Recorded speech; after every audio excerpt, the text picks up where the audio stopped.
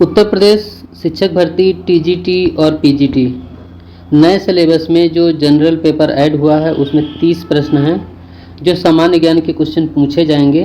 हम लोगों ने अभी तक 3 प्रैक्टिस सेट कंप्लीट कर लिए हैं। आज हमारा ये चौथा प्रैक्टिस सेट है जिसे आपको प्रोवाइड किया जाएगा और ये वीडियो इसकी सेपरेट प्ले लिस्ट बनी हुई है और ये वीडियो भी इसी प्लेलिस्ट में ऐड कर दिया जाएगा। अगर आपने पहले वाले वीडियो नहीं देखे हैं तो ज़रूर देखें। दोस्तों, इस चैनल में अध्यापक भर्तियों से रिलेटेड ही सारे क्वेश्चन प्रोवाइड किए जाते हैं, चाहे बीपीएससी टीचर हो चाहे जेटीईटी हो, और यूपी टीजीटी पीजीटी के लिए भी जीके के प्रोवाइड किए जा रहे हैं। अगर आपने पहले वाले वीडियो नहीं देखे हैं तो उन्हें ज़रूर देखें। तो दोस्तों, आज का वीडियो हम लोग बिना देरी किए हुए आरंभ करेंगे। इसमें जो पहला क्वेश्चन है पूछा गया है, गुप्त साम्राज्य की स्थापना किसने की थी? तो गुप्त साम्राज्य की स्थापना की गई थी श्रीगुप्त के द्वारा। दोस्तों, गुप्त वंश में ही सर्वप्रथम चंद्रगुप्त प्रथम ने रजत, जिसे हम लोग चांदी कहते हैं, चांदी के सिक्के यानी मुद्राओं का प्रचलन करवाया था। गुप्त साम्राज्य का सर्वाधिक विस्तार समुद्रगुप्त के समय में हुआ था। क्वेश्चन नंबर दूसरा, निम्नलिखित में से कौन से हड़प्पन स्थल भारत में नहीं हैं? तो इसका सही आंसर है मोहनजोदड़ो और हड़प्पा। ये दोनों स्थल हैं जो भारत में नहीं हैं। इसमें से सबसे पहले जानेंगे मोहनजोदड़ो। मोहनजोदड़ो ये पाकिस्तान के सिंध प्रांत में है। जो सिंध प्रांत के एक डिस्ट्रिक्ट पड़ता है लरकाना, उसी डिस्ट्रिक्ट में ये मोहनजोदड़ो है। और इसका ये जो नदी है सिंधु नदी है, उसी के किनारे स्थल बसा हुआ है और इसकी खोज की गई थी 1922 ईस्वी में। 1922 में हुई थी राखलदास बनर्जी के द्वारा।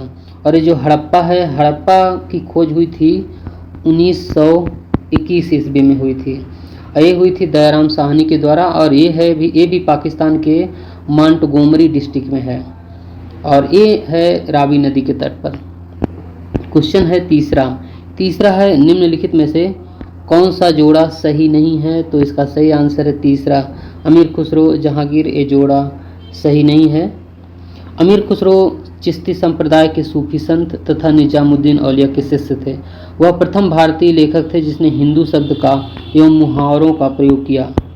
क्वेश्चन नंबर चौथे में है, किस गवर्नर जनरल ने बंगाल में स्थायी बंदोबस्त लागू किया? स्थायी बंदोबस्त लागू किया गया था लॉर्ड कॉर्नवालिस के समय में और कॉर्नवालिस को ही भारत में नागरिक सेवा का जनक माना जाता है। क्वेश्चन छठवां में है, सिराजुद्दौला ने किस शहर का नाम अलीनगर में परिवर्तित किया था? तो कलकत्ता का नाम अलीनगर में परिवर्तित किया था। पहला पॉइंट है इसका सही आंसर। क्वेश्चन नंबर छठवां में दिया है, भारत की थियोसॉफिकल सोसाइटी के संस्थापक कौन हैं? तो एनी बेसेंट इसका राइट आंसर है। 6वें नंबर का पहला ऑप्शन सही है। और थियोसॉफिकल सोसाइटी की स्थापना सर्वप्रथम की गई थी 1875 में। एक रूसी महिला थी, मैडम HP ब्लावत्स्की, और पूर्व ब्रिटिश सेना अधिकारी कर्नल HS ओलकॉट द्वारा की गई थी। ये अमेरिका में की गई थी। बाद में इन्हीं के उन्हीं से प्रेरणा प्रेरित होकर के 1886 में थियोसॉफिकल सोसाइटी की स्थापना की गई थी।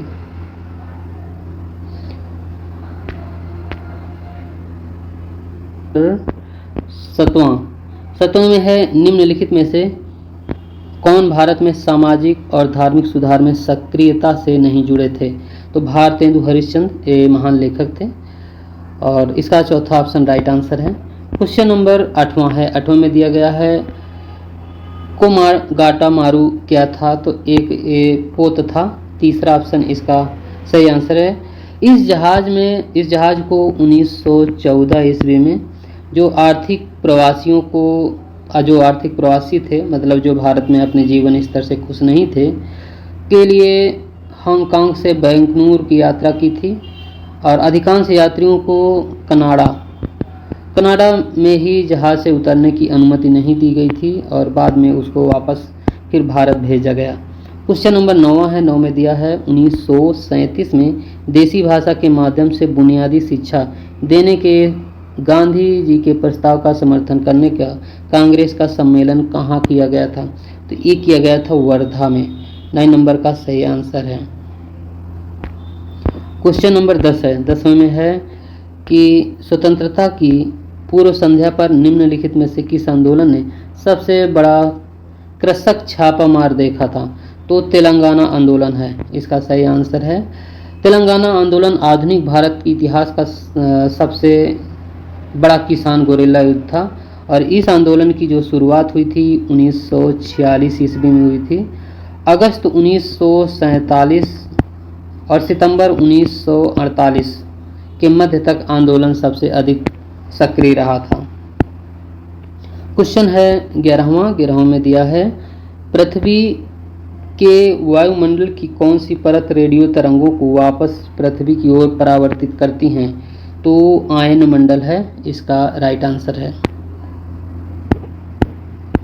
क्वेश्चन है ए है 12वां नंबर। 12वां नंबर बहुत इंपॉर्टेंट क्वेश्चन है कि दो सागरों या महासागरों के मध्य भूमि की एक सक्रिय स्थल पट्टी को क्या कहा जाता है? तो इसे जल डमरू कहते हैं। दोस्तों, जल डमरू क्या होता है इसके बारे में हम लोग ध्यान से समझेंगे। जो दो महासागर या महासागरों के मध्य की जो भूमि होती है, इसके बीच में जो भूमि है, इस भूमि के जो संकीर्ण स्थल पट्टी होती है, इसे ही जल डमरू कहते हैं, इसे जल डमरू कहते हैं। और जैसे अगर दो बड़े भूभाग हैं, जैसे यूएई है और इधर ईरान है, और दो बड़े भूभाग के बीच सक्रिय जो जल पट्टी होती है, अगर सक्रिय जल पट्टी है तो उसे हम लोग स्ट्रेट कहते हैं। तो इस तरह से जल डमरू और स्ट्रेट में अंतर है। क्वेश्चन नंबर 13, इसमें जाजिला लिख दिया है, जो कि ये है जोजिला। जोजिला पास किस राज्य क्षेत्र में स्थित है? तो ये जम्मू और कश्मीर राज्य क्षेत्र में स्थित है। क्वेश्चन नंबर 14 है। 14 में दिया गया है, निम्नलिखित में से कौन सी नदी पूर्व से पश्चिम की ओर बहती है? तो ताप्ती नदी है जो पूर्व से पश्चिम की ओर बहती है। 15 नंबर, निम्नलिखित में से कौन सा क्षेत्र पोटेशियम का उत्पादन नहीं करता है? तो नर्मदा नदी का डेल्टा क्षेत्र पोटेशियम का उत्पादन नहीं करता है। क्वेश्चन है 16 नंबर, किस पंचवर्षीय योजना के दौरान कृषि उत्पादन की विकास दर नकारात्मक थी? तो तीसरी पंचवर्षीय योजना की, इसमें इसका जो सही आंसर है तीसरी पंचवर्षीय योजना।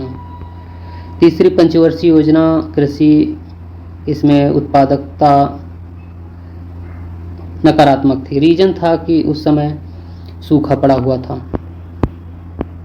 आगे क्वेश्चन, सूखा के साथ साथ उस समय चीन का युद्ध भी हुआ था। आगे क्वेश्चन है 17 नंबर, निम्नलिखित में से कौन सा सही नहीं है? तो इसका सही आंसर हो जाएगा तीसरी पंचवर्षीय योजना सही नहीं है। इसके पहले अभी क्वेश्चन जो आया था कि कृषि नकारात्मक थी, तो इसका जो 1966 से 71 दिया है, तो इसका जो सही आंसर हो जाएगा, जो तीसरी पंचवर्षीय का योजना का जो समय है 61 से लेकर के 66 तक था। इसी बीच चीन का युद्ध भी हुआ था और हमारे देश में सूखा भी पड़ा था, जिसकी वजह से ये पंचवर्षीय योजना तीसरी असफल रही।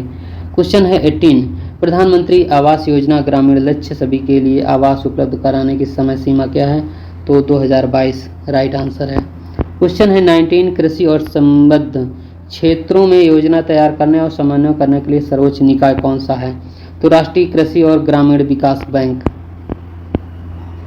नियत विदेशी मुद्रा की दर को कौन बदल सकता है? ये बदल सकता है भारतीय रिजर्व बैंक।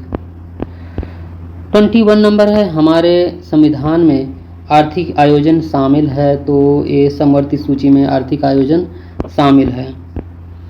22 नंबर में है, मौलिक कर्तव्यों की व्यवस्था की गई है, तो ये की गई है 42वें संवैधानिक संशोधन में मौलिक कर्तव्यों की व्यवस्था की गई है, और ये व्यवस्था की गई थी जो 42वां संविधान संशोधन हुआ था 1976 में हुआ था, 1976 में।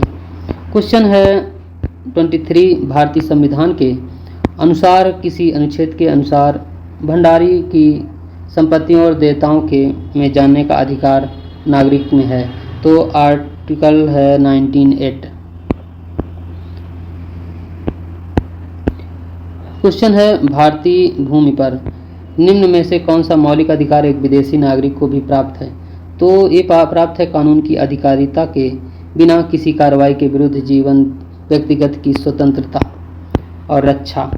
25वें में है, पंचायत को मनमाने ढंग से काम करने से रोकती है, जैसे कि पैसों का दुरुपयोग। तो इसका जो सही आंसर हो जाएगा ग्राम सभा। 26 नंबर है, किसी पदार्थ का फोटोग्राफ लेने के लिए अपेक्षित उपकरण का आकार किस पर निर्भर करता है? तो ये पदार्थ के आकार पर डिपेंड करता है। क्वेश्चन है 27 नंबर। 27 में है, आकाश का नीला रंग किसके कारण दिखाई पड़ता है? तो ये है लघुत्तर तरंग दैर्घ्यों का प्रकीर्णन। 28 में है, सामान्य शंख मसल का वसा एक तिलिस्म पदार्थ का स्राव करता है जिसका हृदय प्रत्यर्पण में किया जाता है। इस पदार्थ में मौजूद वह विलक्षण रासायनिक यौगिक क्या है? ये है di hydroxy phenyl alkyne. 29 number question है, निम्नलिखित में से कौन सी स्थानिक प्रजाति है? स्थानिक जाति तो निकोबार कबूतर। चौथा ऑप्शन सही आंसर है। क्वेश्चन है 30वां और लास्ट क्वेश्चन है, वर्गीकरण विज्ञान किससे संबंधित है? ये संबंधित है टैक्सोनॉमी से। वर्गीकरण तीसरा ऑप्शन इसका सही आंसर है। वर्ग की जीवों की पहचान नामकरण से रिलेटेड विज्ञान है। अब हम लोगों ने आज भी इसका भी 30 क्वेश्चन कंप्लीट कर लिए हैं। चौथा प्रैक्टिस सेट कंप्लीट हो चुका है और इसकी सेपरेट प्लेलिस्ट बनी हुई है। 5वां आपको वीडियो फिर प्रोवाइड किया जाएगा। इसके साथ ही झारखंड यानी JTET के क्वेश्चन सोशल साइंस के प्रोवाइड किए जा रहे हैं और BPSC के भी प्रोवाइड किए जाएंगे। तो दोस्तों आज का वीडियो यहीं तक।